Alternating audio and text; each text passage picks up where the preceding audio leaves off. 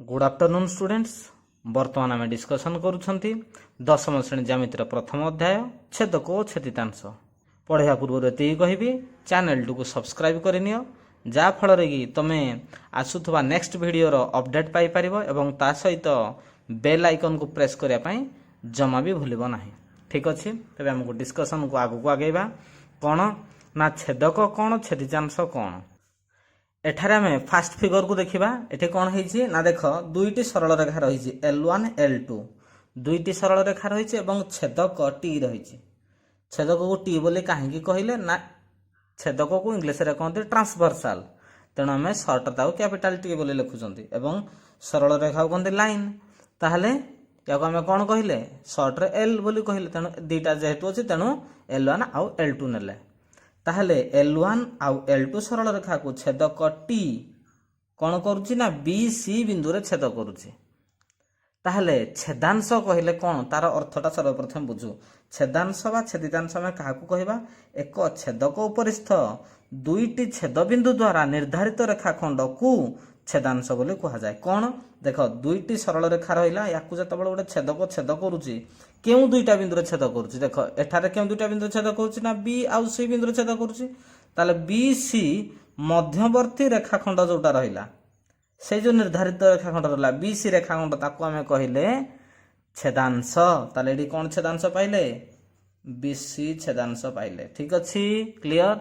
सदाबले मन रख छेदांशटा गोटे रेखाखंड होता है। क्लियर। नेक्स्ट आम जा कौटी की L1 आउ L2 सरल रेखा को छेदक टी छेद कला। ताले एडी छेदांश कौन आसिला ना A आउ B बिंदु छेद कला। ताले छेदांश कौन हला AB। आउ कौन आसिबो देख L2 आउ L3 सरल रेखा को छेदक को बिंदु छेद करछि ना B आउ C बिंदु छेद करछि।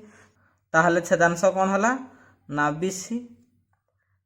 कौन एतिकी ना आउ किछि अछि निहाती भाबे देख L1 आउ L3 सरल रेखा को छेदक टी A आउ C बिंदु छेद कला।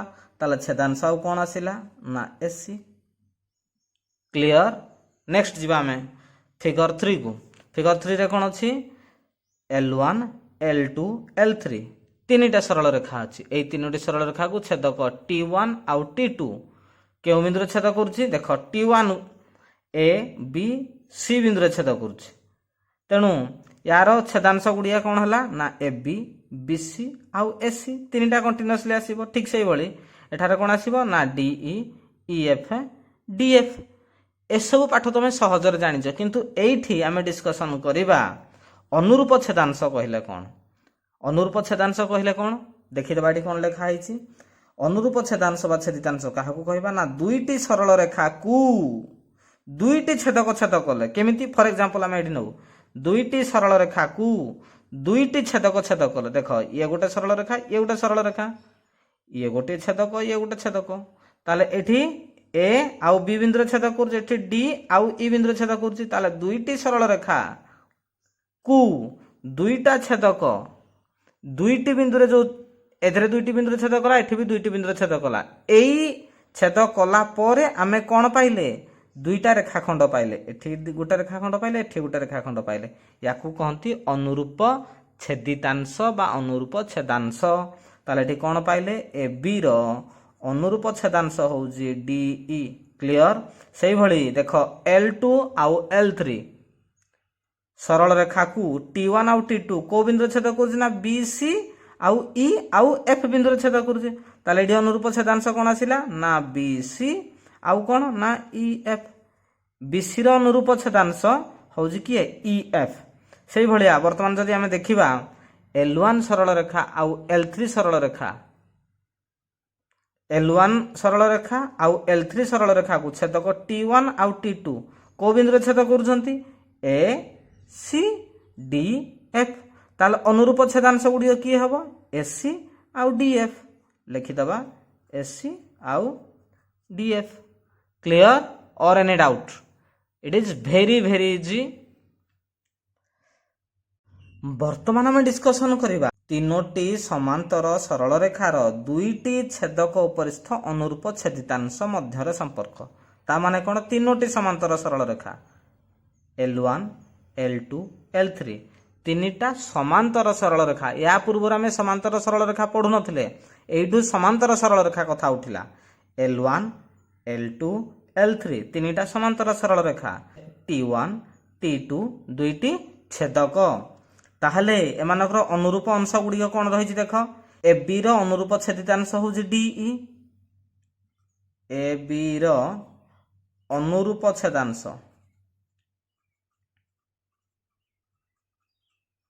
किए DE ठीक से भली BC रो अनुरूप छेदांश हूँ EF ठीक अच्छे आउ कौन ना AC रो अनुरूप छेदांश है किए DF ताहले एमानक मध्य संपर्क कौन संपर्कटा कौन ना AB बाई DE देख AB बाई DE अनुरूप छेदांशर अनुपात निहाई AB by DE is equal to कौन ना BC by EF is equal to कौन ना SC बाई DF बुझी गला तो याहाकु आमे प्रमाण करि परिबा प्रमाण किपरि करिबा प्रमाण करिया पई हेले हमकु दुईटा बिंदु को एठे जॉइंट करिया पड़िबो A आउ F बिंदु को जॉइंट करिबा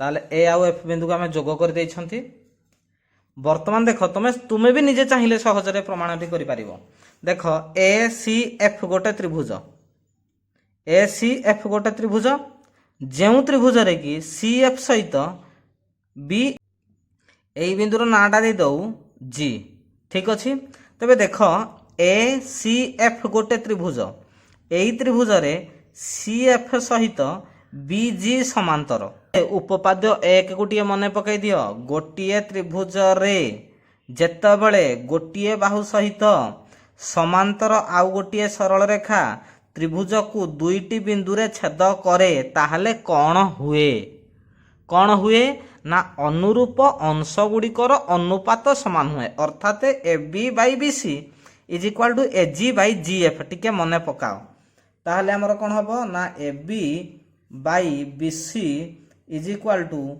AG बाई GF इटा होउथला मन पकाओ याको हमें एक बोली नौ समीकरण एक नौ ठीक से भले देख AFD त्रिभुज AFD त्रिभुज रे कौन हम AFD त्रिभुज रे AD सहित GE समांतर ताले से कौन करिवो ना एई सरल रेखाटी त्रिभुजर एई दुई बाहु को समानुपातर भाग करिवो अर्थात AG बाई GF अर्थात कौन हम ना AG बाई GF ये क्या सहित सामान हम ना AG रो अनुरूप अंश हूँ DE GF रो अनुरूप अंश होला EF ताले कौन हम ना AG by GF is equal to कौन हम ना DE बाई EF ताले वर्तमान या आम समीकरण 2 कर दो तुम देख समीकरण दक्षिण पार्श्व समान अच्छी जदि समीकरण दक्षिण पार्श्व समान ताहले कौन हम ऑटोमेटिकली बाम पार्श्व मध्य समान हम ताहले आमे लिखिदबा बाम पार्श्व दे समान हला ताहले आमे लिखिदबा AB by BC is equal to DE by EF हलानी ताहले AB ताहले एठी कोन देई देखो आमे कोन करिया गुटिया सजाई दबा टिके दे सजाई दला कोन हबो एकांतर प्रक्रिया एठी अप्लाई करिबा याको एठी गाने भारी याको एठी नै जिबा ताहले AB by DE is equal to BC by EF clear ताहले बर्तमान आमे SC बाई DF टा केमिति पाइबा याको आमे 3 कर दो ठीक अच्छे बर्तमान आमर कथा उठिला फास्ट दीटा पार्ट आमे प्रमाण कर देले AB by DE is equal to BC by EF प्रमाण हो गला या काम शेष बर्तमान आमे प्रमाण करिबा BC by EF is equal to SC by DF आमे एइटा प्रमाण करिबा केमिति प्रमाण करिबा आमे एइठु नौ एटा कोन पाइथिले ना AB by BC is equal to DE by EF पाइथिले ताहले एठारे आमे कोन करिबा ना उभय पार्श्व रे एक जोग करू AB by BC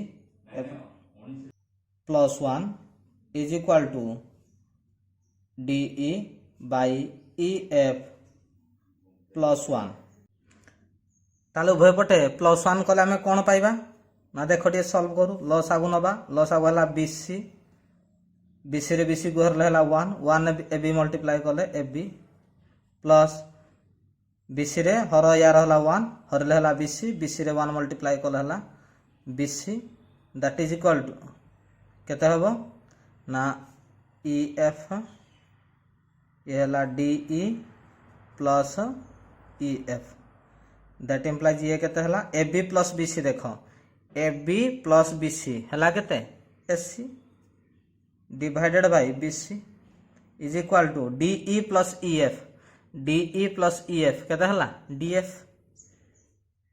DF bye कोन हला ना EF ताले या कमे धरिबा केते समीकरण 4 धरु या को आउडिए सजे दबा कोन होउछ देखिया ना SC बाय DF